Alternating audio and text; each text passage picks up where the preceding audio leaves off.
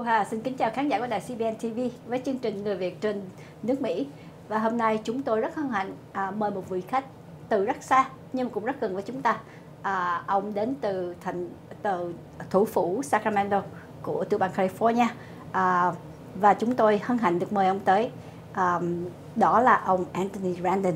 Đồng thời trong phòng thu hình của chúng tôi có cô Christy Lê. Và cô là hôm nay Thu Hà và Christy sẽ hân hạnh đón chào ông Anthony Randon, tức là chức vụ của ông hiện tại là Chủ tịch Hạ viện.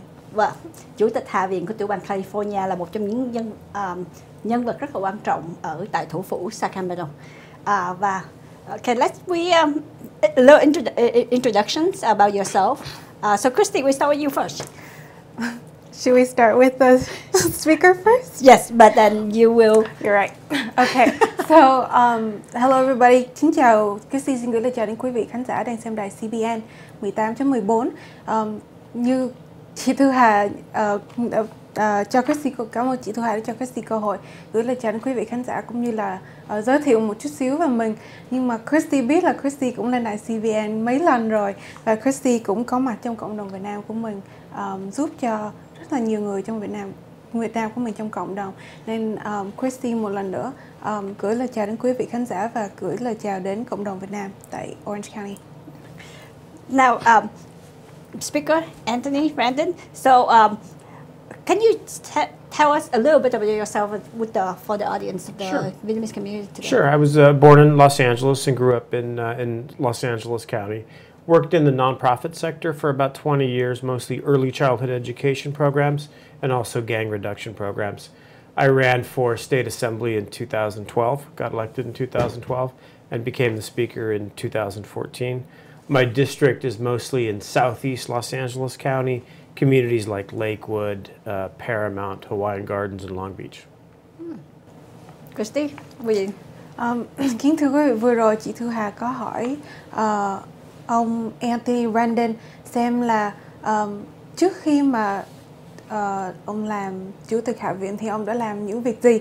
Thì ông có nói là ông được sinh ra ở Los Angeles nhưng mà lớn lên ở Whittier.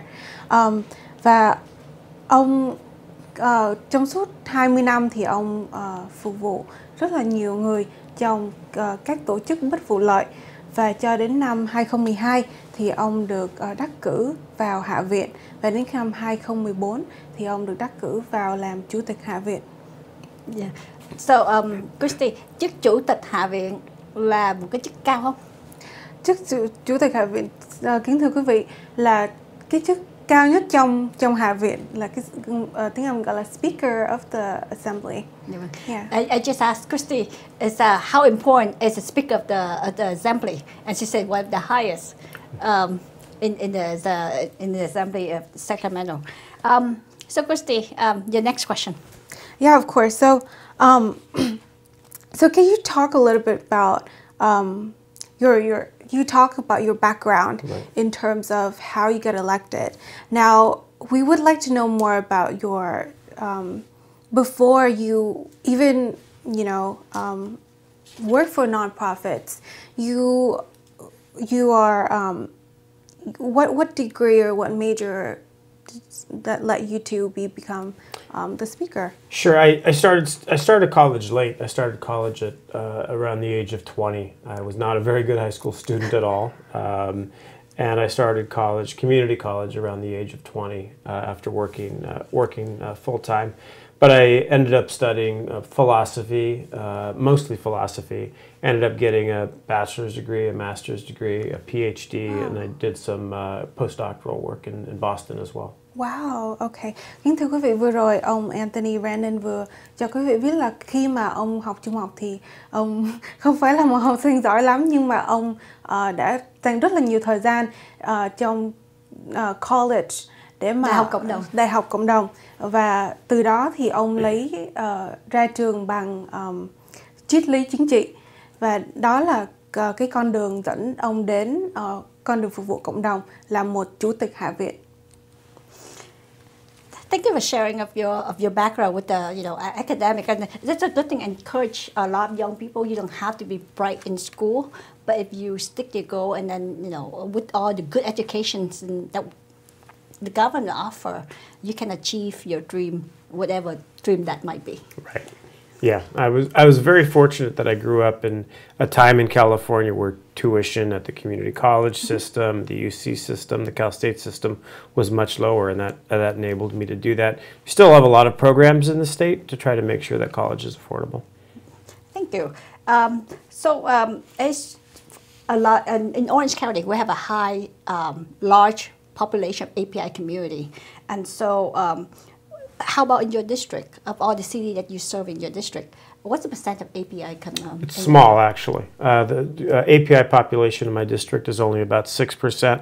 Most of that population is in Hawaiian Gardens.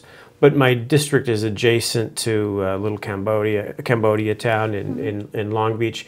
It's adjacent to Cerritos, which has a high API population. So specifically in my district, it's not very high, but in the surrounding areas, it is pretty high. Or the neighbor city. Right, exactly. Kính thưa quý vị, vừa rồi ông Anthony chia sẻ rằng trong ông đại diện cho địa hạt 63 và đó bao gồm những cái thành phố như Lakewood, và chị Thu Hà cũng có hỏi ông Anthony Randon là số người API ở trong cộng đồng là bao nhiêu %, thì ông có chia sẻ là số người API trong địa hạt của ông chỉ có 6% thôi, và có lẽ nếu như mà 6% thì người Việt của mình sẽ ít hơn nữa. Nhưng mà ông có nói rằng là những cái địa hạt chung quanh thì có nhiều người API hơn. Vâng. Cái đặc biệt là ông cũng nói là Long Beach, cái thành phố gần cái địa hạt của ông là ở Long Beach có rất là đông người Campuchia. Đúng rồi. Dạ vâng. So, but even though your district doesn't have a large percent API, however, as a speaker of the House, you do have a lot of policy and that affect and that's serving majority of the API community across California. Right, absolutely. We spend a lot of time working very closely with the API Legislative Caucus. The API community in California in general is the largest growing ethnic group in the state. So yeah, we work with the API community north and south on policy areas and on political policy areas as well. Yeah, so vừa rồi thì ông cũng chia sẻ là ngoài bởi vì mình hỏi ông, mình chỉ có thể nhắc lại câu hỏi cho because I was listening to him the whole time. Thu Hà, thưa quý khán giả, Thu Hà có hỏi ông là mặc dù là với những cái chức vụ là dân biểu và cũng là chủ tịch Hạ viện của tiểu bang California, Thu Hà, địa hạt ông không có đông dân số người Á Châu, nhưng mà với tư cách là một người chủ tịch Hạ viện thì những cái vấn đề về an sinh xã hội cũng giống như những cái policy mà ở thủ phủ Sacramento ra thì đều ảnh hưởng và phục vụ cho đa số người Á Châu. Tại vì trong tiểu bang California của chúng ta rất là it's a large population của API community, là một trong những Á Châu Thái Bình Dương mà phát triển nhanh nhất ở tại tiểu bang California. So, in addition to what you shared with us, representing your district and then being a speaker, so you represent basically a lot of individuals, what other duties do you have to take on as a speaker? Sure. The speaker's in charge of the day-to-day operations of the assembly. So everything from appointing committee chairs to appointing committee members to the actual budget of the assembly itself. There's also a body made up of 80 members of the assembly. I always tell people the best way to think of it is when there's disputes between the governor's office and the assembly, it's easier for one person to go talk to the governor's office than it is to have 80. So the speaker is that one sort of appointed person. Wow, that's interesting. Tức là nói một cách khác là với một cái chức vị chủ tịch Hạ viện, ông là cái người gạch nối represent của 80 other assembly men, women để mà to talk to the governors or to negotiate, right? Right, exactly. Tức là một người negotiator, tiếng Việt Nam của chúng ta là một người là một cái cầu nối, hay là một người mình kêu là gì, đàm phán viên. Tại khi có những cái chuyện gì sẽ mà bất đồng ý kiến, hay là ở trong Hạ viện có những chuyện mà giữa Hạ viện và văn phòng của thống đốc, thì đó là cái mà nhiệm vụ của người dân, nhiệm vụ của ông với tư cách là chủ tịch Hạ viện sẽ là người đại diện cho Hạ viện đến nói chuyện với thống đốc. Right. So, is this your first time in Little Saigon by any chance? No, it's not. We come here quite often, mostly to eat.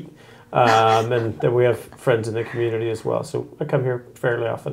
That's great to hear. So ông cũng vừa chia sẻ là đây không phải là lần đầu tiên ông đến với Little Sài Gòn của mình, và ông đến đây ông được những cái cơ hội thưởng thức các món ăn tại Little Sài Gòn của mình, và ông cũng cho biết rằng ông có rất là nhiều bạn trong cộng đồng, including chị Thu Hà, right? Dạ vâng, Thu Hà rất là hân hạnh được biết ông trong những cái event mà ở LA, ở Orange County, and even Sacramento. I just say that I have opportunity, and it's an honor to know you through Annie, and not just that. Some of the event that we attend together, and from Orange County to LA to Sacramento as well. Right. Yeah. My wife Annie is very involved in the API community, which is how we met, and she is also responsible for introducing me to a lot of great restaurants in the community. Now, let's talk about the restaurant in Little Saigon. So, what food do you like, or give you a joy when you come to Little Saigon? Probably the especially this time of year, pho is great, and when the weather's cold, yeah, absolutely. So the next question is, we would like to ask you, what services does your office offer? I know here we have a lot of district offices that offers like casework, Right. work on different issues from state level to federal level. Right. So could you share a little bit more about the services you offer? Sure. Well, first of all, I think it's important to remember that people who work in government like us, we often know which branch of government is responsible for what. And a lot of times, the ordinary citizens don't know those types of things. So I always encourage people to call my office. If it's a congressional matter, we'll take care of that. We'll let your congress member know. If it's a city issue, we'll put you in contact with the right person. So I always want people to call my office. Specifically, the state deals with a lot of DMV issues. Sometimes people don't get different checks. For example, like their state income tax doesn't come in time, so we're always willing to help out with those types of activities. We also host college fairs, health fairs, all those types of services as well.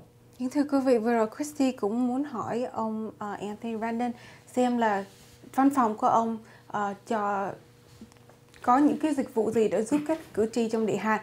Thì ông chia sẻ rằng cũng giống như các cái văn phòng địa hạt khác, từ văn phòng địa hạt liên bang của các dân biểu liên bang cho tới các dân biểu tiểu bang, thì họ đều có những cái dịch vụ để giúp cho cử tri. Ông nói là với văn phòng của ông thì ông luôn luôn muốn mọi người gọi đến, bởi vì sao cộng đồng Việt Nam của mình cũng như các cộng đồng khác có những cái dịch vụ mà chưa ai biết đến, hoặc là mình không có familiar with, mình không có quen, nên là ông nói cứ gọi vô nếu như mà có vấn đề gì. Nếu như quý vị có vấn đề liên quan tới liên bang thì ông sẽ refer quý vị tới những cái phòng của các dân biểu liên bang trong cái địa hạt của quý vị.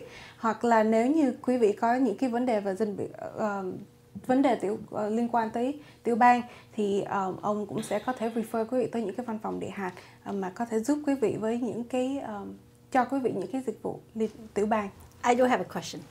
So does it have to be constituent in your district to call you, or could be anybody from across California to call you? It's a good question. Absolutely not.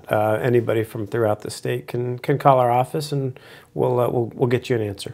Ví dụ đặt một cái câu hỏi đó là nếu bất cứ người dân nào không cần thiết phải ở trong địa hạt của ông, tức là địa hạt 63, mà ở bất cứ nơi nào từ miền Nam California cho tới miền Bắc California, nếu mà muốn có câu hỏi hay thắc mắc cứ gọi cho văn phòng ông, và văn phòng ông sẽ giới thiệu quý vị đến đúng người để mà giúp quý vị đúng vấn đề.